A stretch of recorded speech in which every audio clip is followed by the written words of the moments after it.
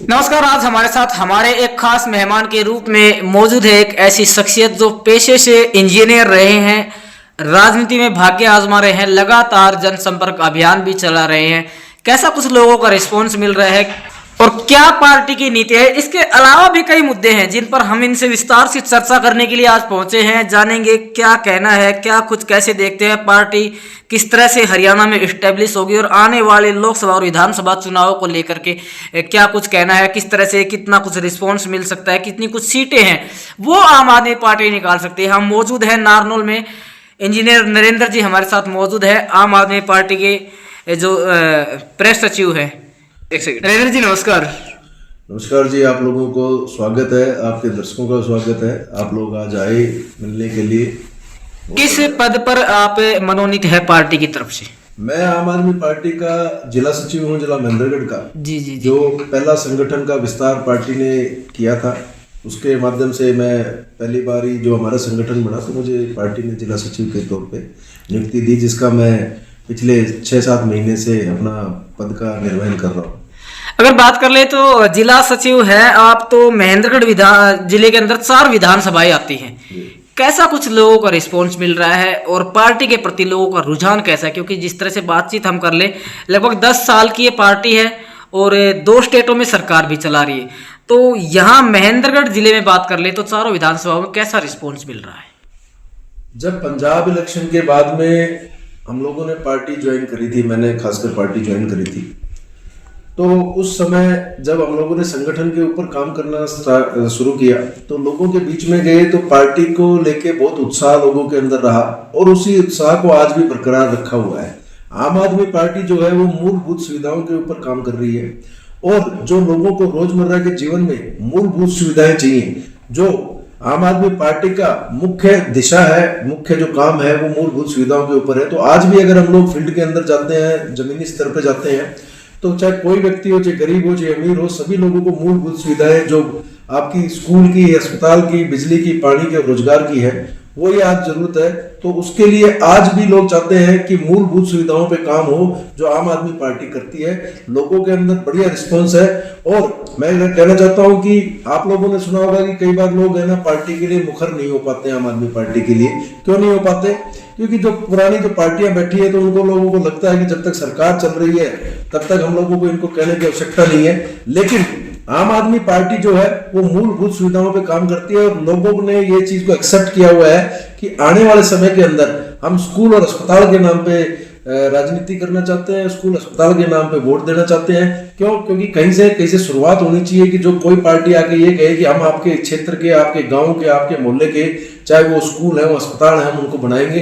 Party का response लोगों के अंदर बहुत जबरदस्त है। लोग जुड़ रहे हैं, लोग मिलने के लिए भी आते हैं, मेरे कार्यालय पे भी आते हैं। मैं गाँव के अंदर जाके जनसंपर्क के प्रोग्राम भी कर रहा हूँ। जनसंपर्क के प्रोग्राम के माध्यम से लोग मुझे सुनने के लिए भी आते हैं। पार्टी की नीतियों का हम खुल के प्रचार कर रहे हैं, खुल के विस्तार कर रहे हैं, लोगों को समझ में भी आ रही है। देखिए, बात कर ले तो मूलभूत सुविधाओं को प्रायोरिटी देकर हर राजनीतिक पार्टी चुनाव लड़ती है, लेकिन बावजूद इसके होता क्या है कि अगर सत्ता में पार्टी आ जाती है तो भी लोगों को मूलभूत सुविधाएं नहीं मिल पाती, और अगर किन्हीं कारणों से कोई पार्टी सत्ता में भागीदार नहीं भी बन पाती है तो भी लोग मूलभूत सुविधाओं से वंचित रह जाते हैं। तो इसको लेकर के क्या कुछ कहेंगे? आम आदमी पार्टी उन चीजों का प्रचार और विस्तार करती है जो ऑलरेडी डिलीवरेबल हो चुके हैं, लोगों को दिए जा चुके हैं। हमारे पास में इस चीज को, मूलभूत सुविधाओं का जो मॉडल है वो दिखाने के लिए आपके पास में दिल्ली है, पंजाब है और गोवा में भी एमएलए है। आपने देखा होगा थोड़े दिन पहले गोवा के एमएलए के पास में भगवंत मान जी और केजरीवाल जी मिलने के लिए गए थे। सरकार ना होने के बावजूद भी वहां मोहल्ला क्लिनिक रन किया जा रहा है। तो जो मूलभूत सुविधाओं की हम बात कर रहे हैं वो मूलभूत सुविधाएं लोगों को डिलीवरेबल है, डिलीवर हो चुकी हैं, तभी उन लोगों को विश्वास हो रहा है। जिन दूसरी पार्टियों ने जो वादे करे हैं मूलभूत सुविधाओं देने के लिए, वो सिर्फ कागजी वादे हैं। लेकिन अगर आप आम आदमी पार्टी के लिए बात करेंगे, चाहे आप स्कूल के नाम पे बात कर लें, स्कूल वो स्कूल बनाए जो आपके क्षेत्र के अंदर किसी भी प्रकार के प्राइवेट स्कूलों से ऊंचे हैं, चाहे अस्पताल की बात कर लें जहाँ पे इलाज दिया जा रहा है, जहाँ 10 साल से आप बिजली की बात कर लें।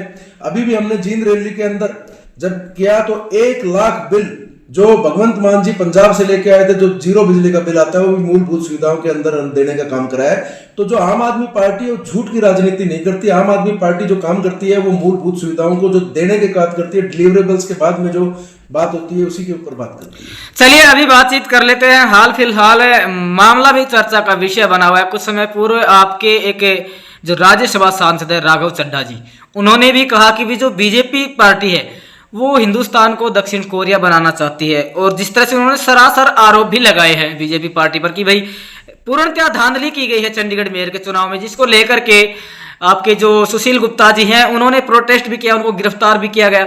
इसको पॉलिटिकल पॉइंट ऑफ व्यू से आप कैसे देखते हैं, क्या कहेंगे? विशेषकर बीजेपी पार्टी के बारे में हम बात कर लेते हैं। आज हर पार्टी है वो ये करेगी तानाशाह पार्टी है, तो क्या ऐसा लगता है आपको असल में कि पार्टी तानाशाही कर रही है, जो लोकतंत्र है उसको खतरा है? जी, बीजेपी इस समय पूर्ण तरह उद्दंडता पे उतरी हुई है, और बीजेपी सरकार सिर्फ एक ही टारगेट है। जिस प्रकार से कोई कंपनी चलाता है तो उसका टारगेट होता है कि इस साल के अंदर मुझे कितना रेवेन्यू कमाना है, कितना पैसा कमाना है। उसी प्रकार से बीजेपी सरकार का भी एक ही माध्यम है कि हमें किसी भी प्रकार से जोड़ करके, तोड़ करके, लोगों को खरीद फरोख्त करके किसी प्रकार से हमें सरकार के अंदर रहना है। आप लोगों ने देखा होगा, आप लोग कह रहे हो कि ईवीएम के ऊपर भी एक मुद्दा पहले भी आया। हम कहते हैं ईवीएम एक चिप है, चिप को मैनेज करना बहुत आसान है। आप यहाँ बैठ के अमेरिका में चलती हुई गाड़ी को भी बंद कर सकते हो, इतना आपके पास में रिमोटली मैनेज कर सकते हो। तो ईवीएम के अंदर तो एक सिर्फ चिप है। इसीलिए आपने देखा होगा जापान में भी, अमेरिका में भी बैलेट पेपर से इन्होंने इलेक्शन कराने का प्रावधान रखा। बिल्कुल राघव चड्ढा जी ने बात उठाई और बहुत स्पष्टता के साथ में उठाई। क्यों? क्योंकि आपने देखा, सभी लोगों ने देखा, खुले कैमरे के सामने देखा कि किस प्रकार से इन्होंने सिर्फ और सिर्फ जो गठबंधन का हमारा कैंडिडेट था कुलदीप, उसी के ही चुनाव, उसी के ही वोटों को इन्होंने इनवैलिड घोषित किया। बीजेपी के लिए जो डाले गए वोट थे उनमें से एक भी वोट इनवैलिड नहीं हुआ। तो मैं कहना चाहता हूं कि इतने पढ़े लिखे लोग हैं आम आदमी पार्टी में, जिनको वोट डालना भी आता है, सरकार बनानी भी आती है, सरकार चलानी भी आती है। तो बीजेपी सरकार जिस प्रकार की उद्दंडता पे उतरी हुई है कि जिस भी प्रकार से शाम दाम दंड भेद अपना के और ये सिर्फ सरकार में बने रहना चाहते हैं, ये बहुत ही गलत सिस्टम है। इस चीज का विरोध भी होना चाहिए। और जो विरोध प्रदर्शन हमने दिल्ली में जाके किया, मैं खुद वहां पे मौजूद रहा, हमने देखा बहुत ज्यादा संख्या के अंदर हम लोग वहां पे पहुंचे थे। और हमारे पार्टी के जो संयोजक हैं माननीय अरविंद केजरीवाल जी, वो भी वहां पहुंचे, भगवंत मान जी पहुंचे, और उनका सीधा सीधा एक काम जो उन्होंने वहां पे लोगों को, हमारे कार्यकर्ताओं को पहुंचाने के लिए जो किया वहां पे, वो यही था कि हम बीजेपी द्वारा की गई किसी प्रकार की उद्दंडता को हम लोग सहन नहीं करेंगे। हमें जितनी मर्जी बार हमें सड़क पे उतरना पड़े, हम सड़क पे उतर के इस चीज का विरोध करेंगे। चलिए अभी बातचीत करते हैं। आपकी ही पार्टी के राष्ट्रीय संयोजक अरविंद केजरीवाल, जिनको लगातार 5वीं बार या 6ठी बार हम कह सकते हैं कि ईडी के द्वारा सम्मन दिया गया, क्या कहेंगे? राजनीतिक परिदृश्य से इस सारी कार्यवाही को आप कैसे देखते हैं? देखो, ईडी, सभी आपने देखा, सभी राजनीतिक लोग इसका स्टेटमेंट दे रहे हैं, चाहे दूसरी पार्टियों के जो लोग हों उसके अंदर सभी लोग कह रहे हैं कि ईडी एक टूल की तरह प्रयोग किया जा रहा है। जैसे मैं सुन रहा था झारखंड के केस में हेमंत सोरेन को, जिन्होंने ऊपर जमीन घोटाले की बात करी गई है, जो लीगल लोग हैं उनका मानना है कि किसी प्रकार के घोटाले की बात की गई है तो पहले वो जो निचली कोर्ट है उसके अंदर, अदालत के अंदर उस चीज को पेश किया जाता है, वहां पे उसके ऊपर मुकदमा या जो भी चीज कार्रवाई करते हैं वो कराया जाता है। लेकिन हमारे यहाँ पे जब से बीजेपी की सरकार आई है, इन्होंने क्या किया है, ईडी जैसी एजेंसी को इन्होंने टूल तैयार कर दिया है। आप ये देखिए, जिस प्रकार से हमने चंडीगढ़ का विरोध करने के लिए प्रदर्शन किया, उसी रात को ही इन्होंने क्राइम ब्रांच के लोग केजरीवाल जी के घर पे भेज दिए नोटिस देने के लिए। आतिशी जो हमारी शिक्षा मंत्री है उसके घर नोटिस देने के लिए भेज दिए कि आप लोगों ने जो ये झूठा एलिगेशन लगाया है खरीदने का विधायकों को, ये आपके इसके ऊपर हम लोग कार्रवाई करेंगे। ईडी हो या सीबीआई हो या फिर आपका कोई भी और दूसरी एजेंसी हो जिसके लिए बीजेपी इस चीज के लिए जानी जाती है, इनकी बैक एंड टीम का काम सिर्फ यही है कि किसको निशाने पर लेके आना है। और एक सबसे बड़ी चीज मैं आपको आज इस इंटरव्यू के माध्यम से बताना चाहूंगा, बीजेपी सरकार क्या करती है। बीजेपी सरकार क्या करती है, किसी भी आदमी की इमेज और रेपुटेशन को कैसे खराब करना है उस चीज को देखा जाए। साइकोलॉजिकल गेम खेल रही है बीजेपी। बीजेपी ये चाहती है किसी व्यक्ति की अगर कोई इमेज बनी हुई है तो सबसे पहले इमेज के ऊपर डेंट डालो, क्योंकि हमारे जो लोग हैं जो काम कर रहे हैं लोगों, जो ग्राउंड के ऊपर लोग हैं, उनके बीच में चर्चा जानी चाहिए, क्षेत्र में चर्चा जानी चाहिए, गांव में चर्चा जानी चाहिए कि भाई फलाने आदमी ने इस प्रकार का भ्रष्टाचार किया, इसलिए उसके ऊपर कार्रवाई हो रही है। लेकिन उसी प्रकार से आपने देखा, पहले भी आवाज मुखर हुई कि जो जो लोग बीजेपी सरकार के अंदर इनके साथ में चले गए, जैसे हेमंत बिस्वा जो असम के चीफ मिनिस्टर बने हुए हैं, उनके ऊपर खूब एलिगेशन लगाए गए, लेकिन आज उन्होंने चीफ मिनिस्टर बना दिया। तो बीजेपी जो इस तरह काम कर रही है ईडी के माध्यम से, इन्होंने क्या किया हुआ है, ईडी और मीडिया दो प्रावधान इन्होंने प्रयोग करके, और इन्होंने क्या किया हुआ है, किसी भी प्रकार से आपको इमेज के ऊपर डेंट डालना है, चाहे वो पुराने राजनीतिक लोग हो, चाहे नए उभरते हुए राजनीतिक लोग हो, जो मुखर हुआ है उनके खिलाफ ये लोग खड़े हो गए और इमेज खराब करने का इन्होंने काम किया है। देखिए, जिस तरह से हम बातचीत कर ले पूर्ववर्ती सरकारों की, तो केंद्रीय एजेंसियां अपना काम करने के लिए स्वतंत्र रहती है। इससे पहले भी ईडी सीबीआई की कार्रवाई हुई है। तो ईडी और सीबीआई को भारतीय जनता पार्टी से जोड़ना कहां तक उचित है? क्या जो अफसरशाही है वो राजनीतिक घरानों तक सिमट करके रह गई है? देखो, ईडी को बीजेपी से जोड़ना इसलिए उचित मैं मानता हूं कि जिस प्रकार से ईडी ने जितने भी विपक्षी पार्टियों के खिलाफ केस दर्ज किए हैं, उन केस के अंदर आप देखेंगे तो 95-98% जो विपक्षी लोग हैं, विपक्षी दल है, उनके खिलाफ इन्होंने केस दर्ज किए हैं। बाकी को 2-4% है, इन्होंने कॉमनली जो है वो केस रजिस्टर किए हैं।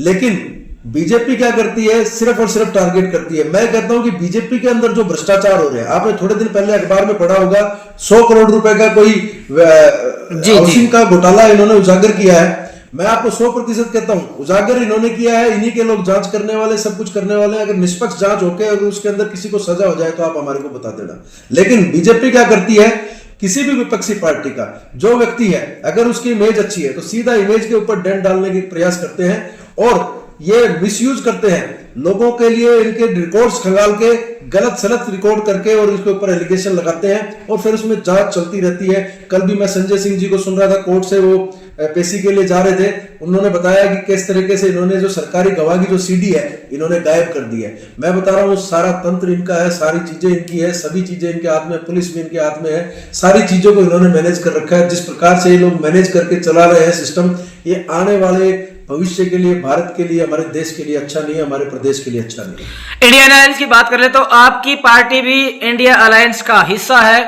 और इंडिया अलायंस में अब कहीं ना कहीं साफ तौर पर देखा जा सकता है कि दरार आ चुकी है। इसको लेकर के क्या कहेंगे?